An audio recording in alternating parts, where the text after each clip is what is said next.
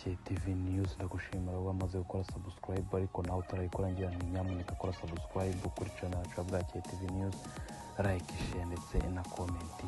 Aka kanya nkabangiye kubagezaho inkuru yiwe itrendinga cyane uyu munsi mu gihugu cy'u Rwanda, aho myugariro cyangwa se ufasha barutayiza mu gusatira mu ikipe ya Gasogi United Theodore Maripangu uvuga muri Rayon Sport yasezeye kuri Gasogi United, ndetse akaba yanashimiye abarimo Kakoza Mwiza Charles cyangwa se KNC umuyobozi wa Gasogi United. Uyu mukinnyi ukomoka muri Centrafrique Theodore Yawanenji Maripangu Christian uri kuvuga ko ashobora kuba agiye kwerekeza muri Rayon Sport, akaba yasezeye muri Gasogi United, aho yashimiye barimo perezida wayo KNC.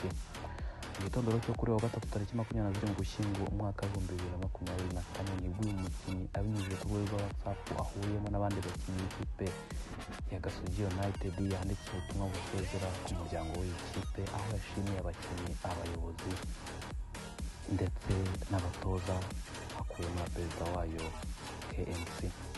Yagize ati ndabasuhuje mwese, ndifuza gufata umwanya ngo nshimire byimazeyo umuryango mugari wa Gasogi United, harimo abayobozi b'ikipe cyane cyane KNC ndetse abatoza n'abakinnyi twakinanye muri rusange, ndetse akaba yongeye kubashimira abibutsa ko ibihe banyuranyemo atazabyibagirwa.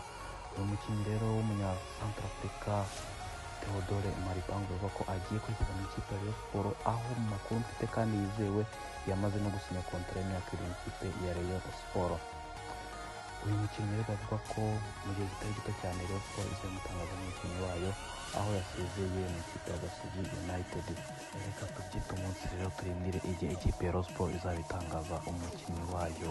Ufite amakuru ninjiye nkamenya neza ko yamaze gusinya kontara y'imyaka 2 ariwe Theodore Maripangu. Amakuru yose uko nagaruka kuri Bwakeye TV News, ndabashishikariza gukora subscribe, utakora subscribe, like, share ndetse na comment. Ciao.